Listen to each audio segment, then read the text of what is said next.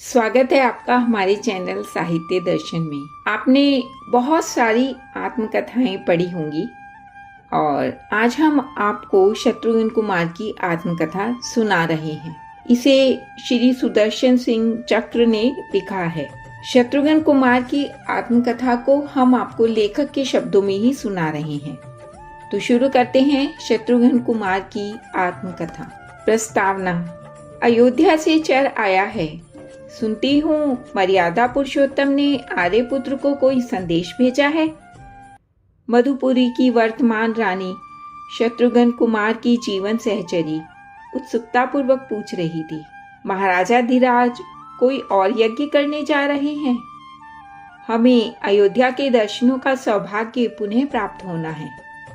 अयोध्या चलना तो है, किंतु कह नहीं सकता कि ये सौभाग्य सिद्ध होगा या दुर्भाग्य। शत्रुघ्न कुमार का स्वर थकित हो रहा था।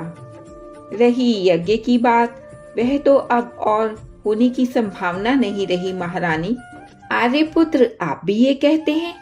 आप भी?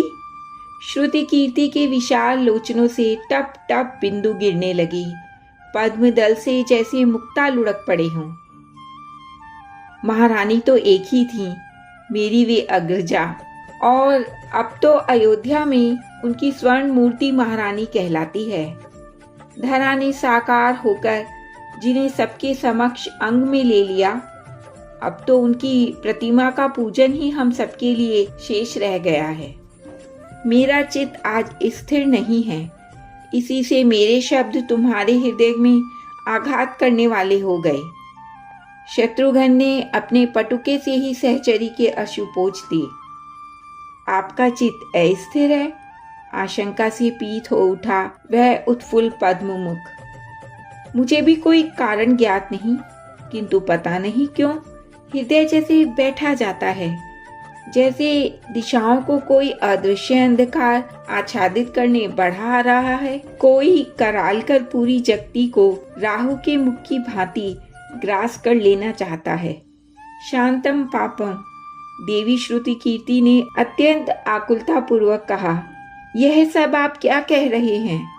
अयोध्या का समाचार? सम्राट ने केवल इतना आदेश भेजा है कि मैं अपने दोनों पुत्रों का अभिषेक कर दूं, राज्य के 2 भाग करके, और यथाशीघ्र अयोध्या आ जाऊं। शत्रुघ्न कुमार वैसे ही भाव शून्य बोल रहे थे। परसों ही कुमारों का अभिषेक हो जाएगा और हम यहाँ से प्रस्थान करेंगे, संभवतः सदा के लिए। हमारा निर्वासन समाप्त हो गया। शील एवं सौंदर्य की उस प्रतिमा के मुख पर तनिक उल्लास की रेखा आई। शिशिर में तुषार ध्वस्त पद्मनी पर वसंत के प्रथम दिवस की भांति। इस समाप्ति में भी अब उल्लास का कारण कहाँ रहा देवी? इस बार विश्व में वज्र पुरुष के रूप में प्रख्यात शत्रुघ्न के नेत्रों में जल आया। अयोध्या के राजभवन में अब उल्लास प्राप्त हो, ऐसा क्या रहा है? स्नेहमयी आर्या चली ही गई थी। मेरे सहोदर को निर्वासन प्राप्त हो गया और वे सरयू के पावन कूल पर आसन लगाकर बैठ चुके हैं। उस आसन से कभी उठना नहीं है उन्हें। छोटी भाभी की अवस्था भी अब क्या तुमसे कहनी है? वे महासती, तुम्हें स्मरण है ना, जब श्री राघवेंद्र लंका के युद्ध में व्यस्त थे और संजीवनी ले जाते हुए पवन पुत्र को तात ने भ्रमवश बाण मार दिया था। कपि ने समाचार दिया था कि रावण की अमोघ शक्ति के आघात से मेरे सहोदर युद्ध भूमि में संज्ञा शून्य पड़े हैं। संवाद राजभवन पहुंचा, किंतु मेरा साहस नहीं हो रहा था उसे छोटी भाभी तक पहुंचाने का। मंचली भाभी क्रंदन कर उठी और तब स्वयं छोटी भाभी दौड़ी आई। उनका वह कथन आज भी मेरे कानों में गूंज रहा है। उन्होंने मुझे नन्हे बच्चे की भांति झिड़क दिया। कुमार, तुम भी इस प्रकार कातर होते हो? इधर देखो, मेरे भाल का सिंदूर बिंदु धूमिल नहीं हुआ है। मेरे करों की रत्न चूड़ियों में एक भी स्थान च्युत नहीं हुई। मेरी वेणी तथा माला के पुष्प अम्लान हैं। मेरे आराध्य पर कोई संकट नहीं। इसमें तुम्हें संदेह का कोई कारण नहीं होना चाहिए। वे सदा से तेजस्वनी हैं, श्रुति कीर्ति ने सजल नेत्रों से कहा। बाल्यकाल से उनकी तेजस्विता अदम्य रही हैं और आज अयोध्या में वे क्रंदन करती होंगी। आगे बोला नहीं गया शत्रुघ्न कुमार से। आर्यपुत्र, देवी श्रुति कीर्ति मूर्छित होते होते बची। उनके सदा के आधार ने उन्हें अपनी विशाल भुजाओं में संभाल लिया था। यद्यपि वे स्वयं भी अत्यंत कातर हो रहे थे। महाराज, सुभद्र ने एकांत कक्ष में प्रवेश किया। वे मधुपुरी के शासन तंत्र के मंत्री ही नहीं, नीति निर्देशक हैं और अपने शासक के अंतरंग सखा होने का भी गौरव प्राप्त है उन्हें। अयोध्या में महामंत्री सुमंत्र का जितना सम्मान है, मथुरा में सुभद्र का सम्मान उससे कम नहीं है। आओ सुभद्र। शत्रुघ्न कुमार ने शिथिल स्वर में ही मंत्री को अनुमति दी। यह राज्यसभा तो नहीं है। यहाँ तो तुम मुझे इस महाराज संबोधन से मुक्ति दे सकते हो। कितनी कृत्रिमता, कितना बंधन है इसमें। तुम नहीं जानते सुभद्र कि मुझे इससे कितनी व्यथा होती है। देव, महामंत्री ने कक्ष में प्रवेश करके अंजलि बांधकर मस्तक झुकाया अपने नरेश को और फिर उनके समीप बैठी देवी श्रुति कीर्ति को।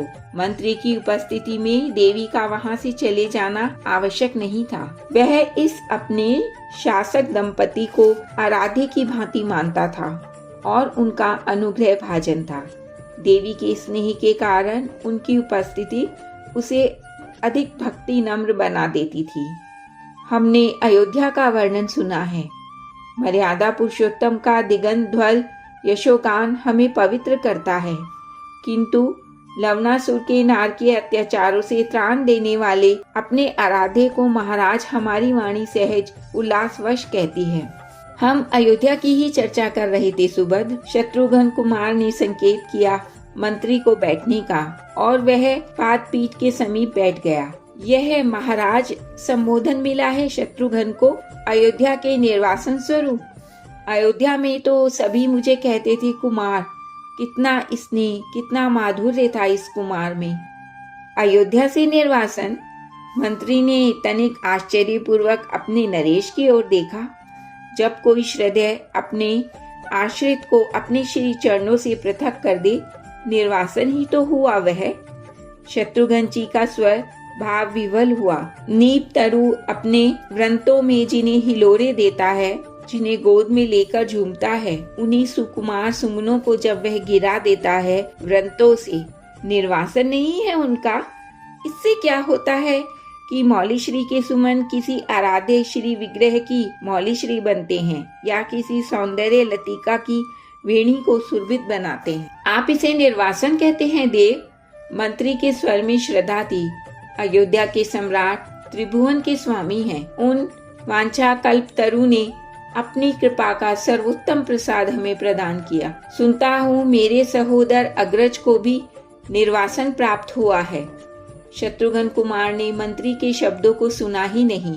वे अपनी चिंताधारा में लीन कह रहे थे। मैं सदा उनका अनुज होने के अयोग्य सिद्ध हुआ। श्री रघुनाथ को वनवास प्राप्त हुआ और वे साथ गए, किंतु इस हतभाग्य को साम्राज्य संभालना पड़ा और सम्राट से निर्वासन का आदेश मिलते ही उन्होंने निर्वाण प्राप्ति के लिए आसन लगा दिया है। मैं राज्य करने दौड़ आया था अयोध्या से बाहर जाने का आदेश जब सम्राट ने मुझे दिया था।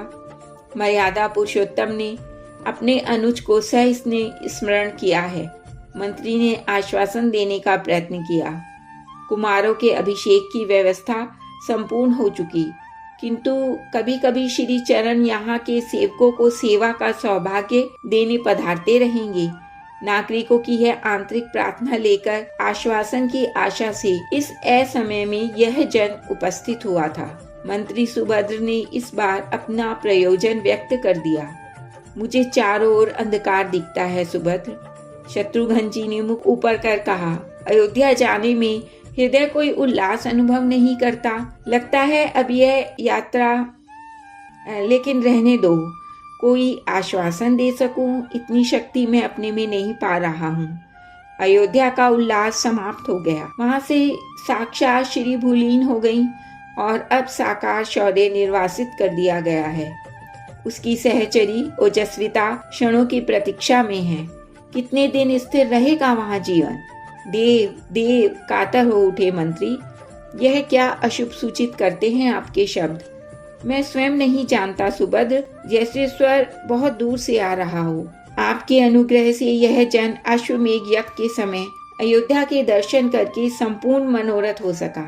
मंत्री सुभद्र को अपना चित्त स्थिर करने में कुछ क्षण लगे। मेरी प्रार्थना पर श्री चरणों ने आश्वासन दिया था किसी सुयोग में पूरा श्री रघुनाथ चरित्र श्रवण कराने का। सुयोग तो मेरे अभाग्य से नहीं ही प्राप्त हुआ। अब यही एक अवसर है, केवल आज की रात्रि शत्रुघ्न कुमार ने मंत्री की प्रार्थना को स्वीकृति दे दी। तुम बैठ सको तो इस योग का लाभ उठाया जा सकता है। वैसे मैं उसी रूप में यह चरित्र सुना सकता हूँ जिस रूप में मैंने उसे देखा समझा है।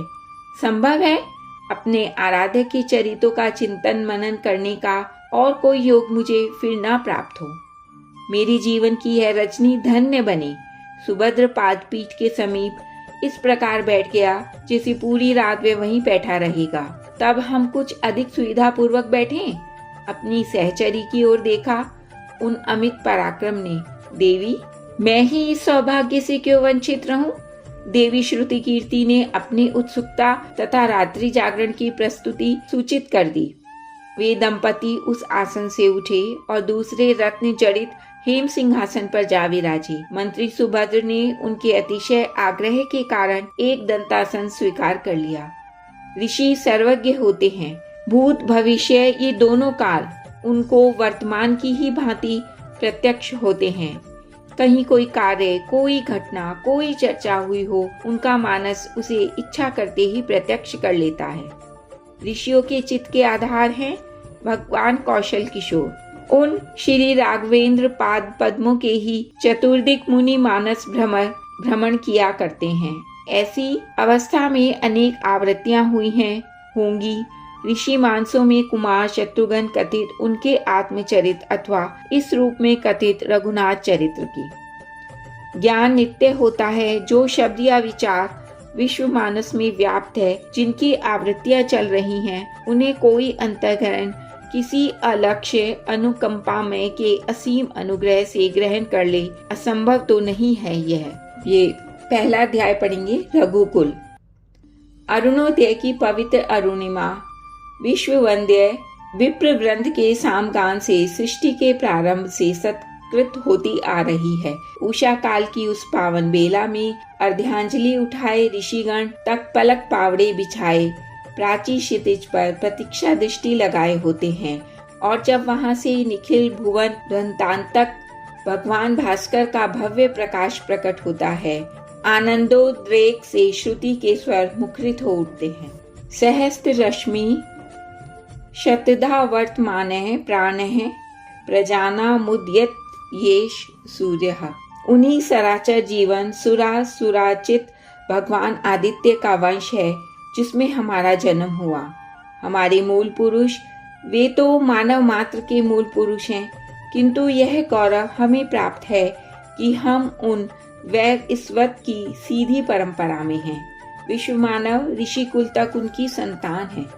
अधिकांश कुल उनकी दुहिताओं की संतति परंपरा के हैं, किंतु हमें गौरव प्राप्त हुआ है उनकी दाय परंपरा का प्रसाद प्राप्त करने का। निखिल जीवों के नियामक संयमिनी के स्वामी भगवान यम हमारे कुल पुरुष हैं, और सुभद्र इक्ष्वाकु का यह कुल सुर अथवा सुरेंद्र इसकी समता कभी नहीं कर सकी। यह तुम जानते ही हो। यह मानव का शील है, वह सुरों का सम्मान करता है, उन्हें वंद्य बनाकर आचार्य पीठ पर आसीन करता है, किंतु मर्यादा का अपना स्थान है और सत्य का अपना गौरव। त्रिभुवन इस स्पष्ट सत्य से अपरिचित नहीं कि अमरावती अयोध्या के आश्रित है। अयोध्या के सिंहासन की रक्षा में ही सुर अशंक रह पाते हैं, और उन पर जब आपत्ति आती है, इक्ष्वाकु कुल के धनुष का जया घोष ही उसे निवृत्त करता है। अयोध्या ने अपनी मर्यादा, मानव की मर्यादा का मान किया और उसका उसे पूरा पुरस्कार प्राप्त हुआ। आज मर्यादा पुरुषोत्तम उसके अपने हैं, किंतु यदि यह मर्यादा मानधाता का वंशधर भूल गया होता, अमरावती का अधीश्वर उसका एक करत तुच्छ सामंत था। शतक्रतु इंद्र सबसे महान गौरव है यह सुरेंद्र का, किंतु अयोध्या के सिंहासन पर अनेक शतक्रतु आसीन हुए हैं। पुण्य तोया स्वभाव सरला सरयू साक्षी है। अनेक अनेक बार उसके भुवन पावन उपकूल पर अयोध्या के अधिपति ने शताधिक अश्वमेध किए और उसके परिणाम इंद्रपद की ओर दृष्टि तक नहीं गई उनकी। मानधाता एवं मरुत के यज्ञ की समता कर सकेंगे शतक्रतु, वे उसके स्मरण से सनाथ हो सकते हैं। महाराज सगर के यज्ञ अश्व को तस्कर की भांति चुराया उन्होंने। सम्मुख आने का साहस उनमें नहीं था। उन पाक शासन का अमोघ वज्र इक्ष्वाकु की संतानों के विशद वक्ष पर कितनी बार कुंठित हुआ, कौन गिने। सगर के यज्ञ में वे बाधा नहीं दे सके। उनका वह कुत्सित प्रयत्न हमारे कुल को आक्लपांत उज्जवल कर गया। सगर की संतानों के अति मानव पराक्रम के साक्षी हैं ये समुद्र और भगवती भागीरथी धरा पर पधारी उनके श्रम एवं श्रद्धा से संतुष्ट होकर। हमारे गोत्र पुरुष महाराज रघु पर भी महेंद्र ने अपने वज्र की परीक्षा कर देखी। वे बार बार विस्मृत हो जाते हैं कि वृषभ बनकर उन्होंने अयोध्या के अधिपति को अपना आरोही बनाया है। असुरों से आक्रांत होने पर वे इसी धन्य धरा पर शरण की शोध में आतुर आते हैं। दूसरों की चर्चा क्यों की जाए, पितृ चरणों की ही शरण लेनी पड़ी थी सुरेंद्र को। असुरों की आपत्ति से सुरों का त्राण महाराजा दशरथ के दुर्दम बाहुओं ने ही किया था। देवराज अयोध्या नाथ को सदा अभ्युत्थान देते रहे हैं, वह उनका शील, किंतु यह सौजन्य अयोध्या के अधीश्वर का कि अमरावती में उपस्थित होने पर वे सुरेंद्र को अपने साथ आधे सिंहासन पर आसीन हो जाने देते थे। अन्यथा अयोध्या के सिंहासन का पाद पीठ भी स्वर्ग के सर्वोच्च सिंहासन से अधिक महिमा मंडित है। सुरों से मानव नित्य महान है देव। सुभद्र ने मस्तक झुकाया। हमारी कर्म धारा स्वर्ग इसकी स्पर्धा कर सके ऐसा कुछ नहीं उसके समीप। और अयोध्या तो भूमि की सौभाग्य भूमि है, वह धरा का आराध्य पीठ। उसकी समता प्रभु के दिव्य धाम भी कर पाते हैं, इस जन को संदेह ही है। हमारे श्री अवधाम की स्पर्धा केवल एक ने की। शत्रु के शौर्य की प्रशंसा करनी चाहिए सुभद्र। लंका का स्वामी ही वह शूर था जो अयोध्या के सम्मुख उठ सका। उसका साहस अपार था और अथक था उसका उद्योग। महाराज दिलीप से संग्राम करके उसने समत्व स्थापित किया। असुर अपने आश्वासन पर स्थिर रहेंगे इसकी आशा कभी करनी ही नहीं चाहिए। वह अयोध्या आया और आता रहा, किंतु आक्रांता बनकर आने का साहस उसमें नहीं था।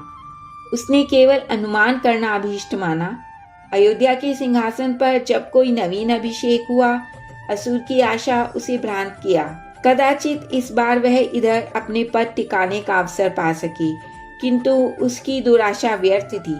अयोध्या के सिंहासन के अपार दिव्यास्त्र, ज्ञान एवं अतुलनीय शौर्य ने सदा उसके साहस को अंकुरित होने से पूर्व ही कुंठित कर दिया।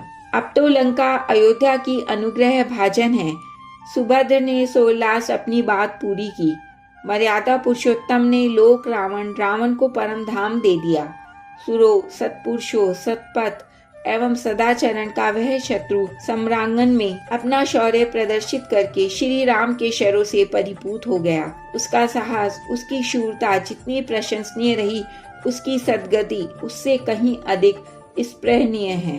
हमारी अयोध्या वह अपने शौर्य से नित्य उज्ज्वला है, तो अपने त्याग से नित्य वंदिता रही है त्रिभुवन में।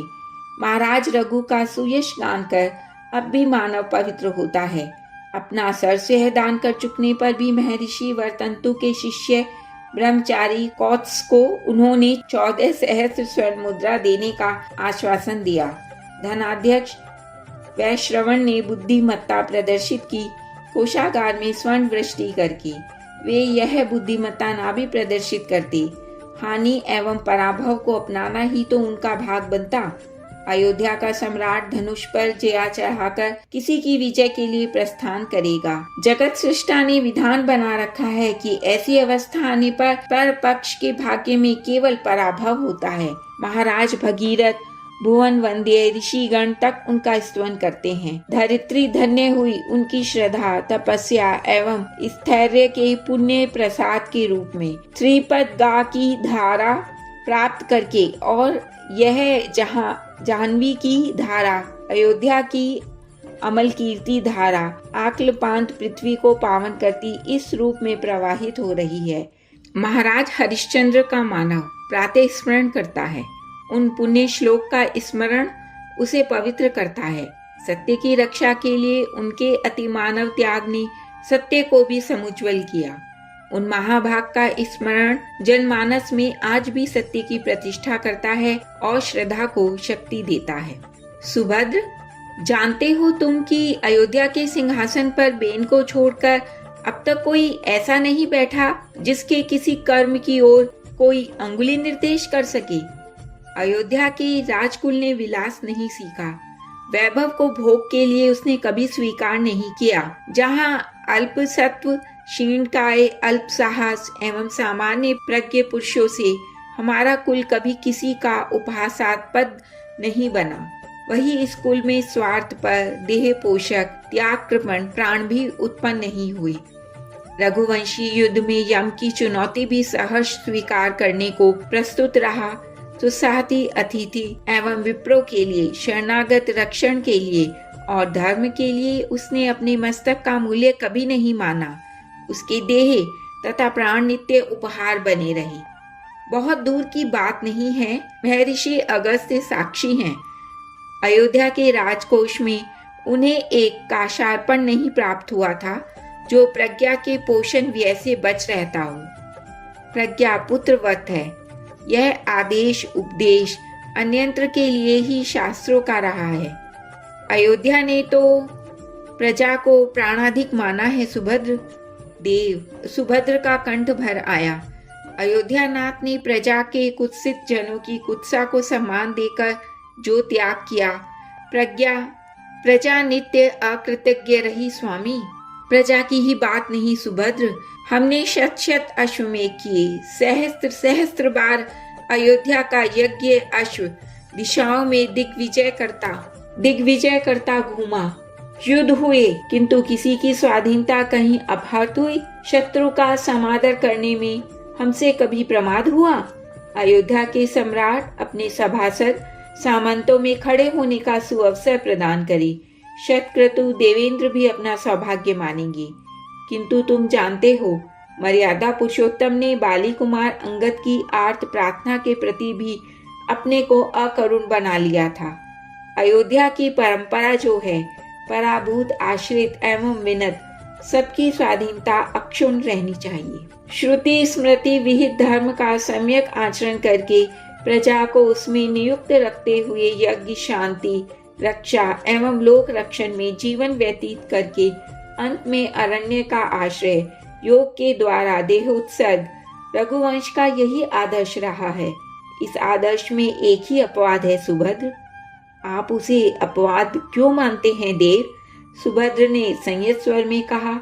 जिनके शरीर से साक्षात परम पुरुष ने अवतार ग्रहण किया, आदि सिद्धेश्वर, पृथ्वी पर पूर्व ग्रामादि के प्रथम संस्थापक, पृथ्वी को भी पुत्री बनाकर पिता का गौरव प्रदान करने वाले राज राजेश्वर, महाराज पृथु को आविर्भाव प्रदान करने वाले महाराज बेन, वे निंदाहा हो सकते हैं? यह किसी चित्त में आवे तो कलुषित होगा वह चित्त। सुभद्र, सृष्टि के संरक्षक परम पुरुष भगवान नारायण हमारे कुल पुरुष हैं, भुवन भास्कर रूप में, और अनेक अनेक बार अनेकानेक रूप में अपने इस कुल को अपने अवतरण से उन्होंने धन्य किया है। इस कुल का शौर्य, इसका त्याग, इसकी धर्मनिष्ठा, इसका औदार्य बार बार परात्पर पुरुष भी अपने को इस आकर्षण से नहीं रोक सके देव। सुभद्र का कंठ गदगद हो उठा। हम सब धन्य हो गए धरा पर उनके पदार्पण से और उनकी प्रजा होकर। उनका हम मधुपुर वासियों पर श्री अवध से कम अनुग्रह नहीं। उनका परम प्रिय प्रसाद पाया हमने अपने संरक्षक के रूप में, किंतु अब बोला नहीं गया आगे सुभद्र से। देवी श्रुति कीर्ति के नेत्र भी सजल हो उठे थे। शत्रुघ्न कुमार गंभीर थे। अतल जल्दी के समान गंभीर। उनके सुदीर्घ दृढ़ ऊपर उठे कक्ष के अंतराल में नियति विधान देख लेने के प्रयत्न में मानो लगे हों। मौन दोषण पूरे कक्ष में मौन व्याप्त रहा। अगला अध्याय शैशव। परात्पर पुरुष शत्रुघ्न का स्वर भाव भरित हो उठा था। ऋषिगण कहते हैं वे क्रांतिदर्शी महिषगण जिनकी वाणी प्रमाद में भी असत्य का स्पर्श नहीं करती, सर्वज्ञ सर्वदर्शी मुनि कहते हैं, और सुर सुरेंद्र एवं जगत सृष्टा लोक पितामह ही नहीं उपसंहर्ता त्रिनयन नीलकंठ प्रभु भी कहते हैं कि हमारे अग्रज परात्पर परम पुरुष हैं। किंतु सुभद्र, हमने ही नहीं अयोध्या के अंत्यजों तक ने तथा अश्वमेघ में स्वयं तुमने देखा है वे कहाँ पर हैं। वे तो हमारे हैं, हमारे अपने, और कभी किसी ने अनुभव किया है कि वे उसके अपने नहीं हैं। ममता करुणा वात्सल्य के वे साक्षात श्री विग्रह। सुनता हूँ वे अब अपनों पर अपने आप अकरुण हो उठे हैं। समझ नहीं पाता सुभद्र। देव, जैसे कुर्री कातर स्वर में चीख उठी हो। देवी श्रुति कीर्ति के भरे दृग अपने आराध्य की ओर उठे। कुमार शत्रुघ्न की वाणी रुद्ध हो गई। पर्वतीय प्रांत में कलकल करती कूदती दौड़ती वारी धारा का मार्ग जैसे सहसा पार्श्व शिखर के वज्राघात पतित होने से अवरुद्ध हो उठा हो। भारी धारा क्षणों को ही अवरुद्ध होती है, उसे तो अपना मार्ग बनाना ही ठहरा। कुमार शत्रुघ्न ने भी अपने को 2 क्षण रोक लिया और वे प्रसंग परिवर्तित कर चुके थे अपने मानस से।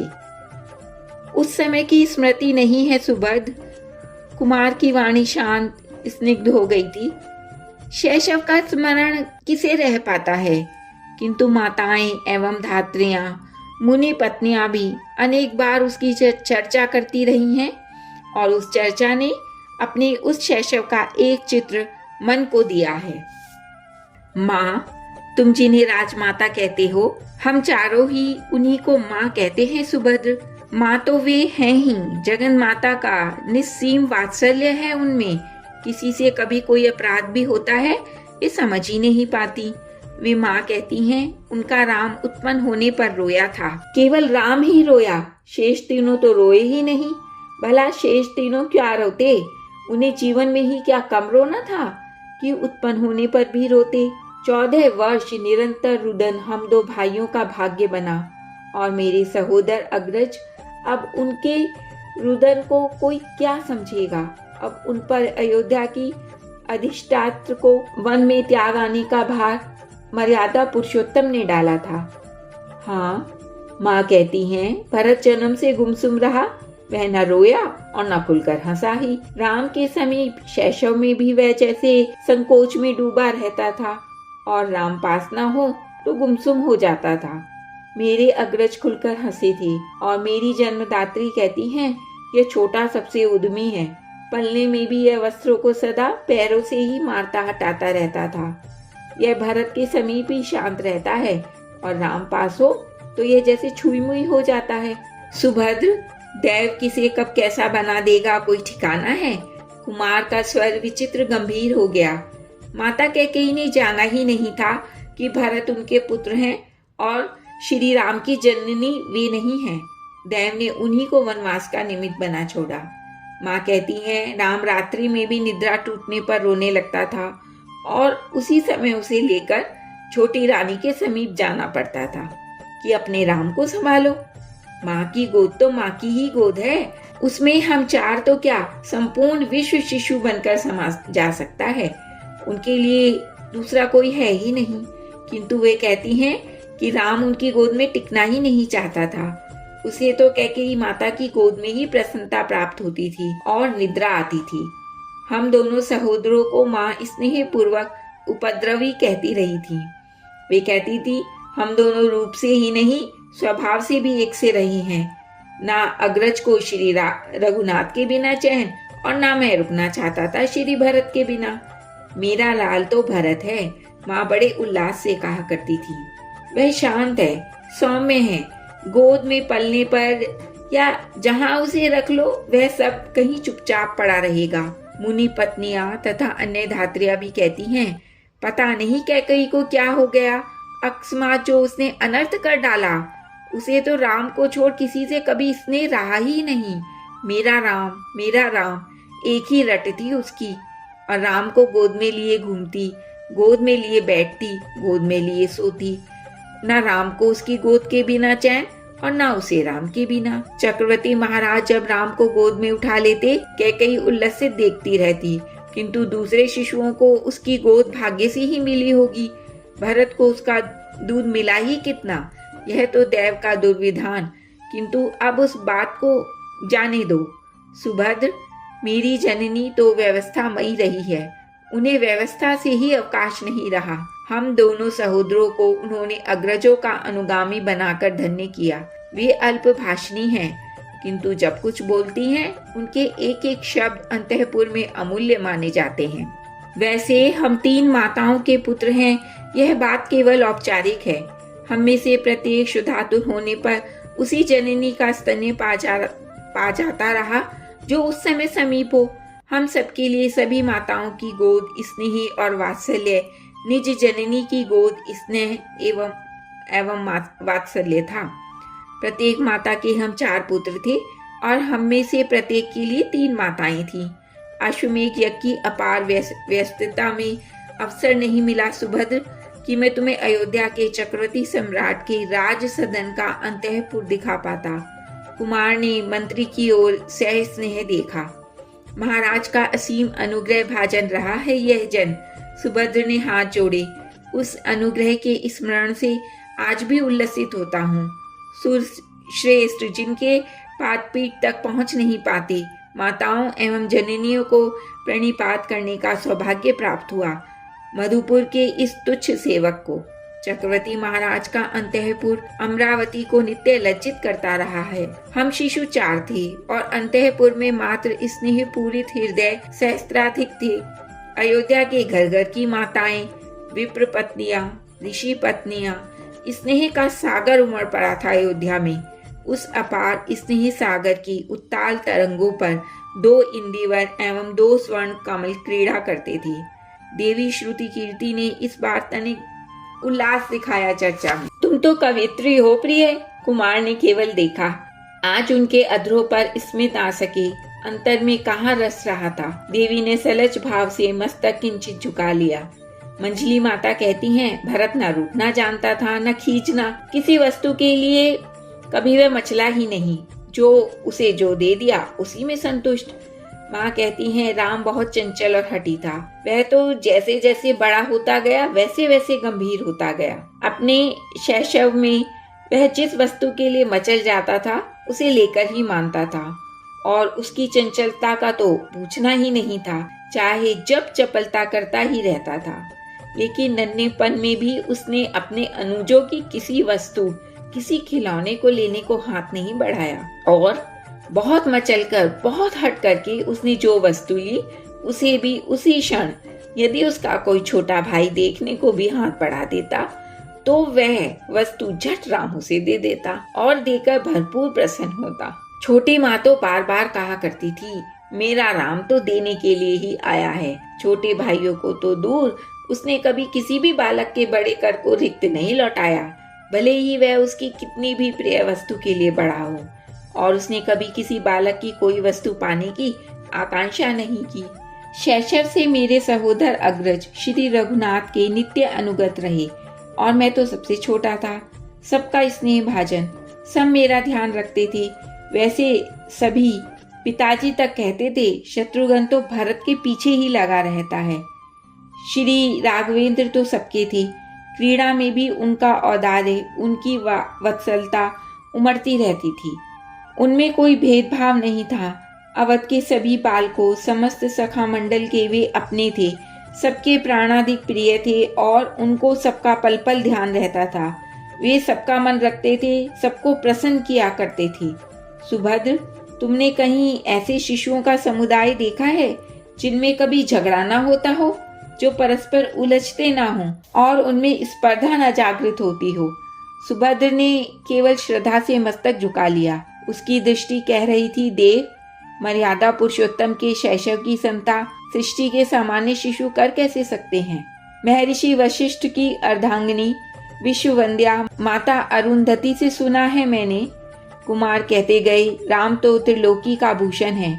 उसका शैशव ही त्रिभुवन में अपूर्व रहा। उसकी बाल मंडली में ना कभी स्पर्धा जागी और ना कभी शिशु परस्पर उलझे। सब शिशु चाहते थे कि वे सबसे अधिक श्री राम की सेवा कर सकें, उनके समीप रहें, उनके इंगित का पालन करके उनको प्रसन्न करें।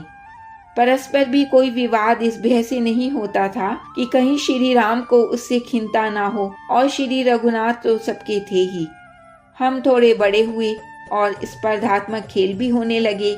हम बालकों का युद्ध 2 दलों में ऐसे खेलों में छठ विभक्त हो जाता। एक दल के नायक श्री राम और दूसरे के श्री भरतलाल। ऐसी क्रीड़ाओं में दल के नायकों के अतिरिक्त दूसरे प्राय सब बालक पूरे उत्साह से अपने दलों को विजयी बनाने का प्रयत्न करते थे। मेरे सहोदर अग्रज भरपूर चेष्टा करते थे कि श्री राम विजयी हों, और मैं अपने दल की विजय के लिए कुछ उठा नहीं रखता था। लेकिन हमारे नायकों के प्रयत्न हमसे सदा उल्टे रहते थे। श्री राम कभी खुलकर खेलते नहीं थे। वे हाथ में आई जीती बाजी जानबूझकर हार जाते थे और हार कर खुलकर हंसते थे। उल्लसित होकर भाई भरत की प्रशंसा करते थे। श्री भरतलाल की अवस्था भी ऐसी ही थी। वे भी यही देखते रहते थे कि कैसे अपना दल हारे और श्री राम विजयी हों।